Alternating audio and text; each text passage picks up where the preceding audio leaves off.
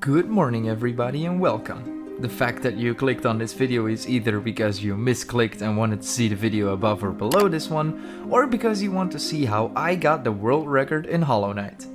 You may think that a world record needs a lot of practice and grinding, but what if I told you that I didn't need to do that?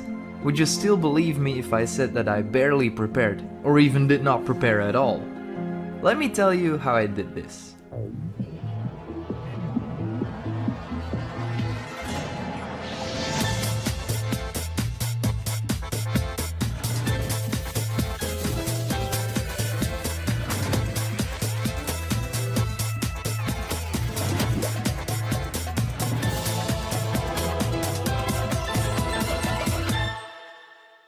Hollow Knight is one of the, if not the favorite game I've ever played, both on this channel and in my free time. And what I always do when I'm interested in a game is to check out the speedrun. So I went to see the leaderboards and came to a really cool conclusion. Most Hollow Knight players are PC gamers. So the full leaderboard is based on, well, the PC version of the game. The any percent run, which means that you beat the game as fast as possible, in any percent of completion, is about 30 minutes long, but it involved a lot of skips that I wasn't really able to do. But another category caught my eye. 112% APB. Simply said, the 112% stands for the original 100% of the game and the 12 extra percent DLC that the game offers. APB stands for all Pantheon bosses, and well, that's where the problem lies with this category.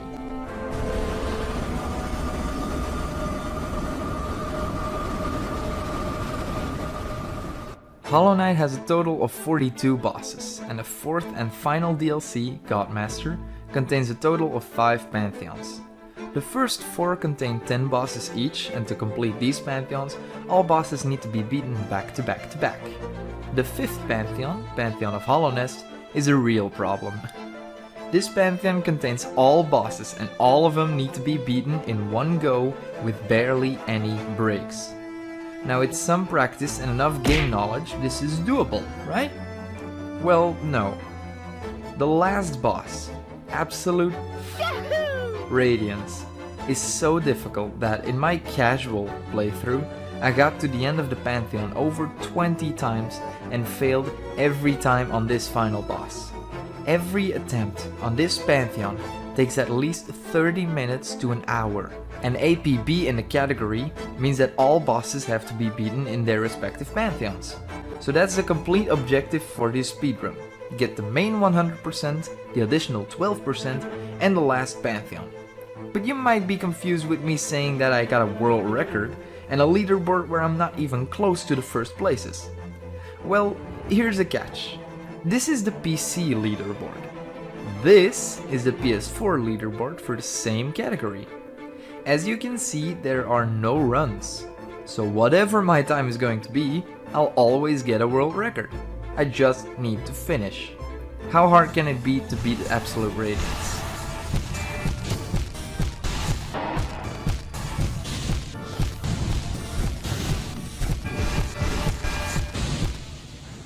Pretty hard, apparently. I would need to come up with some pretty consistent strats to be able to beat her. And so I experimented a bit. I changed my strategies and my charms over dozens of times until I finally found a build that could not fail. Then I checked the easy part of the run, the first 112%. First, I followed a route from Steam, and after realizing that it took me 11 hours and 23 minutes, I changed to my own notes, which I took from the original PC world record. And 2 days later, my great adventure began. On Tuesday, the 27th of October 2020, 7 o'clock in the morning, I was ready. A bottle of water, 4 waffles and a setup with capture card, microphone and a lovely PowerPoint was all I needed. And then I started. Going through King's Pass, I collected the first of 40 charms. Passing by Elderbug and Dirtmouth, I went into Crossroads straight to my first boss, the False Knight, and my first spell, the Vengeful Spirit. In Green Path, I was supposed to do a fireball skip, but I just used the fly instead. This was a bit slower, but it was way easier and I knew I couldn't do the fancy skips. I also passed by a very interesting character called Zote. Zod himself isn't the most impressive foe of all time, but his dream version, terrifying, beautiful, powerful, Grey Prince Zod is. But I'll come back to this later. After beating up Hornet, I got the MOTHWING cloak. Now I could dash. Good for the run, but bad for my right index finger. In the third area, the fungal wastes, I collect my first grub. There are 46 of these and they don't hold any percentages of themselves, but the grub father, a guy who gives you money for saving his children, gives you a charm after saving all 46 of them, and this charm does hold a percentage. After getting the Mantis claw or the wall jump, the next big point of interest was the soul sanctum. I fought the soul warrior and the soul master and got another charm, spell twister, 1% each. Taking the elevator from the City of Tears to the crossroads and going to the Crystal Peak after fighting Gruzmother, may I say one of the easiest fights in the game, I stumbled upon my next ability, the Crystal Heart. By then I was 1 hour into the run. An awful time, but for a beginner like me, I think I did alright. I felt like I could take on any challenge. I beat Soulmaster with low equipment, I did a fireball skipping green path, and I felt confident. Until I entered the Dark Room. The Dark Room is only dark because I don't have a Lumafly lantern, which costs 1800 Geo. As you can see, I was about 300 Geo short, so I had to go through this area in the dark. I couldn't continue via another way, this was my only way. So I tried, and I failed, until I gave up. But guess what I did? I found a solution.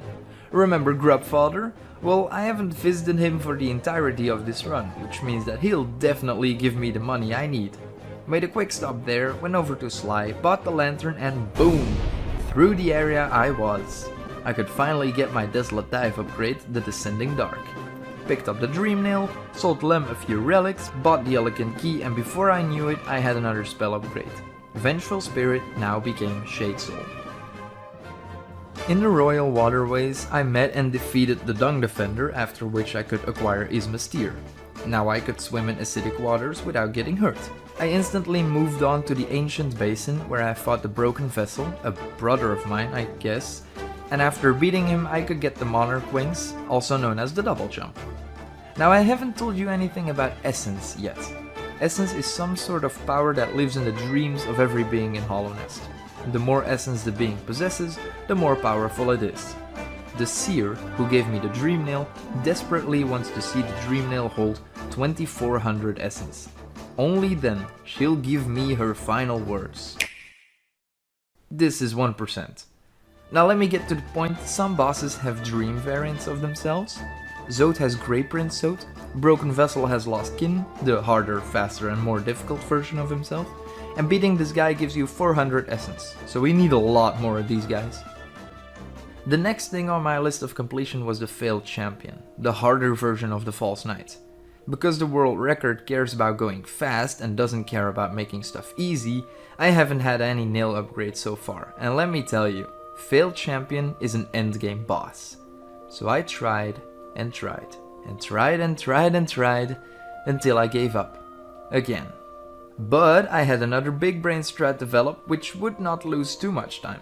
Remember Soulmaster? He has a dream variant too, Soul Tyrant. He gives the same amount of essence as the Failed Champion, and I find him way easier. I'll come back to that. First I defeated Gorb in less than 3 hits.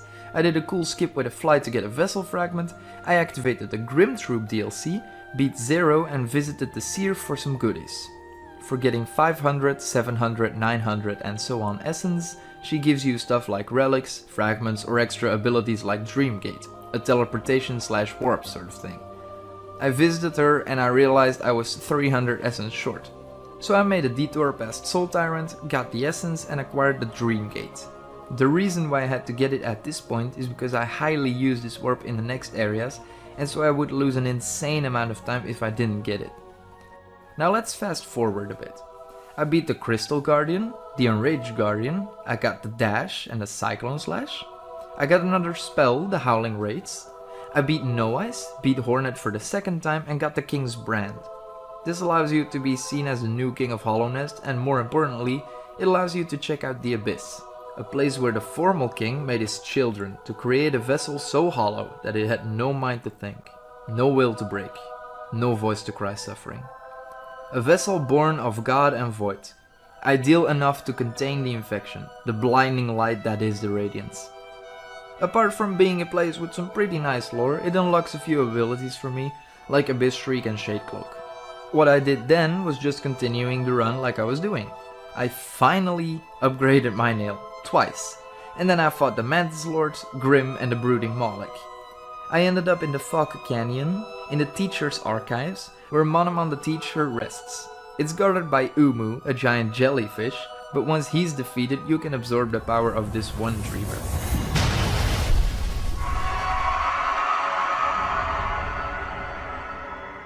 Talking about dreamers, there's actually 3 of them. They sealed the Temple of the Black Egg, where supposedly the Hollow Knight would contain the infection. We have to destroy all 3 of those through the course of the run, and now we ended one already. In the Queen's Gardens, the area that was on the menu next, I beat the Traitor Lord, a corrupt 4th Mantis Lord, and talked to the White Lady, the formal king's wife. Before this happened, I actually died in this area, and dying once isn't bad, but dying twice is. If you die once, you can kill your shade and get your money back. If you die again, this shade, which in my case had over 5000 geo, will disappear forever. So I needed to be careful, because in the end of the run, I need to spend a lot of money, and I was 5000 geo short at this point. Anyway, the White Lady. She gave me a piece of something, a white fragment. 2 of these form the King Soul, and the King Soul allows you to enter another area in the Abyss, where you can turn this charm into the Void Heart, which is required to enter the Pantheon of Hollownest. Before I did that, I actually did a few more interesting things. First off, I spoke with Brum, Grim's companion. He told me that I could either continue the ritual, which ends up in fighting Nightmare King Grim, or I could banish him and his troop, which is actually faster and also what I did. I dream nailed Hera, the 2nd dreamer, and killed the 6 Watcher Knights, no actually 5 if you hit this chandelier, to get to the last dreamer. After a quick stop with the White Defender, I continued to the Colosseum of Fools. Tijal, tell them about it. 3 trials are sealed here for the knight to be beaten. If he succeeds, he gets Geo and glory. If he fails, he loses time on his run and will have to try again until he achieves his goals. Yeah, I thought these would be difficult, but really they weren't for me, so that's actually pretty good. Then I had to go to Greenpath for supposedly one last time to get the final grub. After going to the Grubfather to receive tons of money and a charm, in which I took a toilet break for once, I realized I was a few grubs too short. Now how can you check where you missed grubs? You look at the map. What's actually useless to buy in a speedrun? A map! So I went wild, buying maps to see where I missed one. After getting 2 more grubs, I got the charm and I was partially satisfied.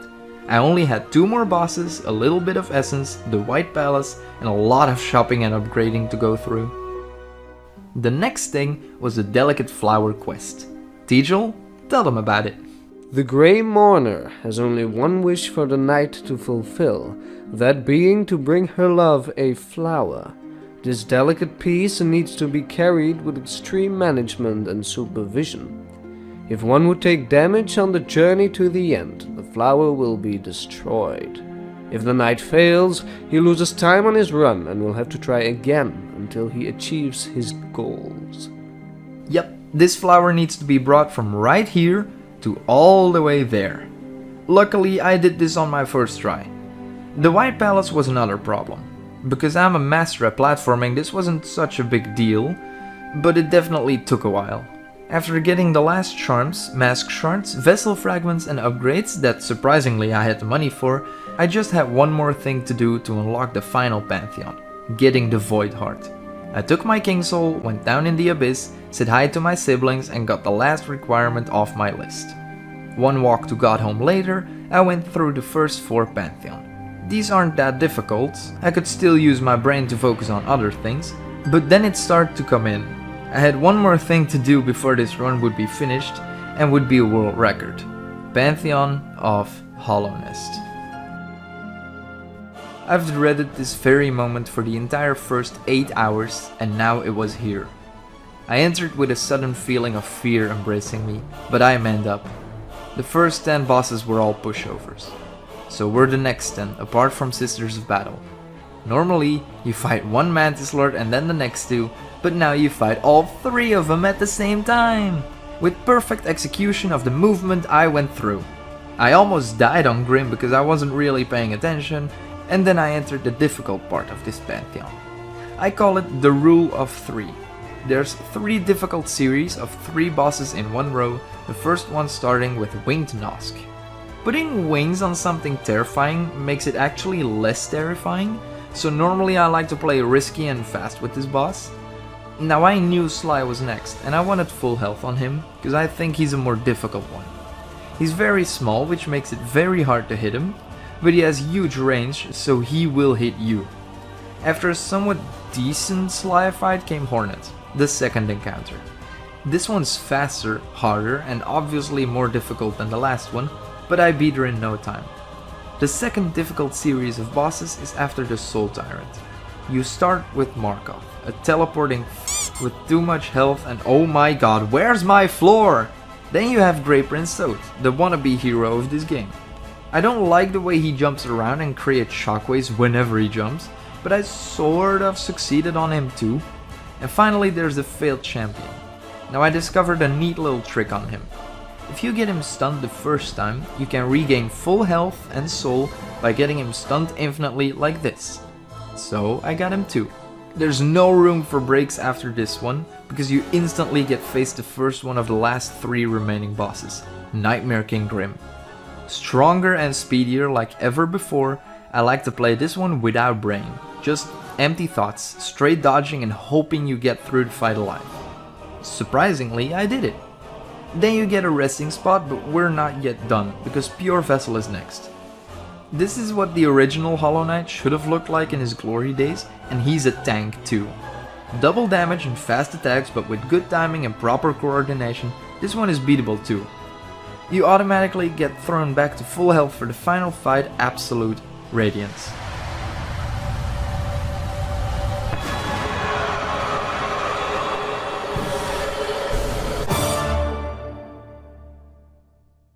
I'll shortly interrupt this epic moment to talk about my build. I used to equip Unbreakable Heart, which gives you 2 extra health points, Unbreakable Strength, which makes you deal 1.5 times the damage you would do, Quick Focus to heal faster, and Mark of Pride for the extra nail length. But now I found a build which never fails. I did a pretty good job of explaining it on the world record attempt itself. I get Strength. I get Quick Focus, because I need to focus quick, right? I get Deep Focus. Because then I can heal twice, for the price of 1, and for the speed of 1. And I get Grub Song because I'm gonna get damaged. The nice thing about this build is that no matter how poorly you're playing, you'll always have a chance to recover. And here's how the final fight went. It's just the Radiance. It's just a Radiance. How hard can it be? Sweating for whatever reason, my hands are cramping up, they're sweaty. I'm scared. But if I beat her, I have a world record. Done this 1,000 times. I also failed 1,000 times. That's okay still. Yes, okay, good. That means that I can heal once already. Good. Oh, and light. Cool, now I can heal back to full. Alright, 4 masks, and I'm back to full, baby. Okay, that was a little much. To be fairly honest, that was a little much of her attacks at the same time. Alright, good. Heal, heal, heal.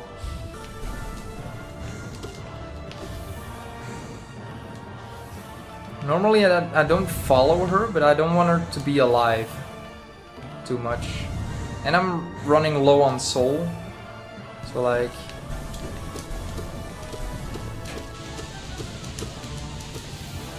Okay, that was good. That was really good.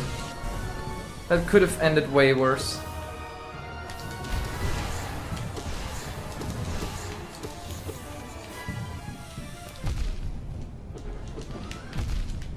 That's fine. We'll heal.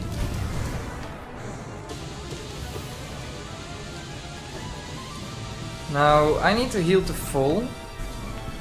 Right, and now I cannot get hits. I feel like we got it, but I have to be careful definitely in the end, because I can only get hit 5 times, which is scary if you say it like that. That's fine, that's fine. Good, good. 1, 2, 3, 4, 5, 6, 7, 8, 9, 10. Boom! And that's a world record, baby! Oh my god! Alright, time stops when the screen goes to full black. My god! This is... Oh, I have a world record in Hollow Knight. Oh.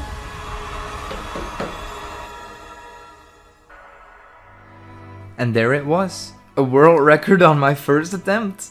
It took me a little under 9 hours to get it done. And here's how I felt after getting it. Alright. The full game, the full Hollow Knight game. Everything, start to finish. Oh my god, that was fun. That was really fun. That was really long too, Jesus. I'm tired, I'm thirsty, I'm hungry, and I'm sweating like a fucking boar. My god. Alright, let's call some people to say that I got a world record. Game completion, 112%. Yes! So I probably showed you that you don't need to be good at something to achieve great things. Hell, I can say I have a world record in Hollow Knight. Now I have one last thing to say to you. I'm not saying that nothing's impossible. There are things that are impossible. Some things will just never happen. But if you really want it, if you really believe you can succeed, what's holding you back?